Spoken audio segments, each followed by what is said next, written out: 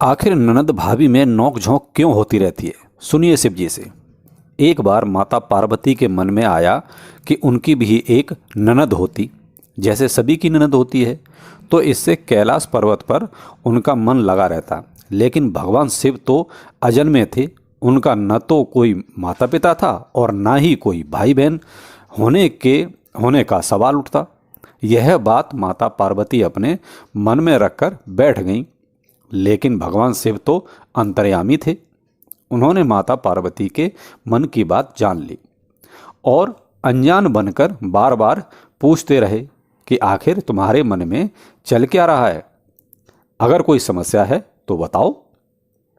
बार बार भगवान शिव के पूछे जाने पर माता पार्वती ने कह दिया कि काश जैसे सबकी ननद होती है वैसे मेरी भी ननद होती, तो उनके साथ हंसी मजाक करती, जिससे उनका मन भी लगा रहता।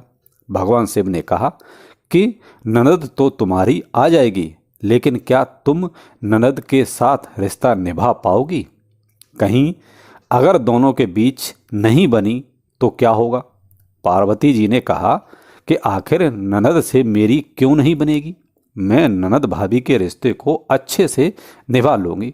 फिर क्या था, भगवान शिव ने अपनी माया से एक देवी को उत्पन्न कर दिया। असावरी देवी बनी माता पार्वती की ननद। भगवान शिव ने जिस देवी को उत्पन्न किया वह देखने में काफ़ी मोटी थी और उनके पैरों में बड़ी बड़ी मोटी दरारें थी। भगवान शिव ने कहा कि यह तुम्हारी ननद है और इनका नाम असावरी देवी है। पार्वती जी अपनी ननद को देखकर बहुत खुश हुई और झटपट से अपनी ननद असावरी देवी की सेवा करने लग गईं। असावरी देवी पहले स्नान करके आईं और भोजन मांगने लगीं। तभी पार्वती जी ने भोजन परोस दिया। देखते देखते असावरी देवी भंडार में जो भी था वह सब कुछ खा गईं।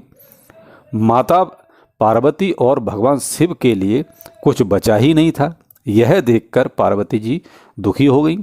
माता पार्वती हो गई ननद से परेशान।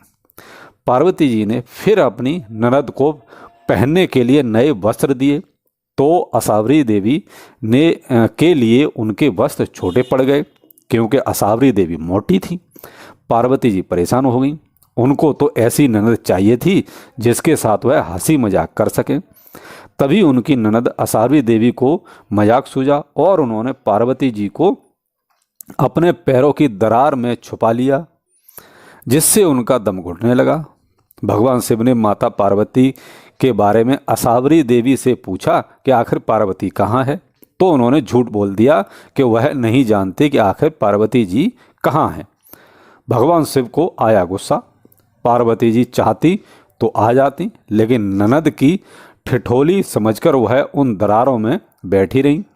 जब असावरी देवी की बात सुनी तो भगवान शिव को क्रोध आ गया और कहा कहीं ये तुम्हारी बदमाशी तो नहीं।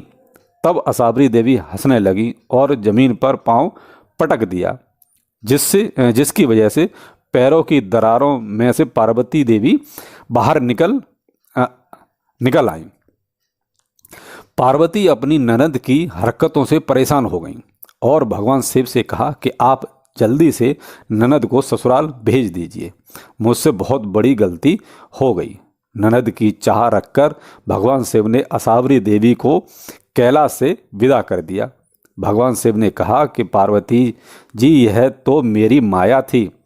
आप में संतुष्टि का भाव खत्म हो रहा था, जिसकी वजह से मैंने यह माया रची। लेकिन तभी से संसार में ननद भाभी का रिश्ते में नोक झोंक की परंपरा शुरू हो गई। कहानी कैसी लगी जरूर बताइए। अगर कहानी अच्छी लगी तो प्लीज़ चैनल को लाइक सब्सक्राइब जरूर कीजिए। धन्यवाद।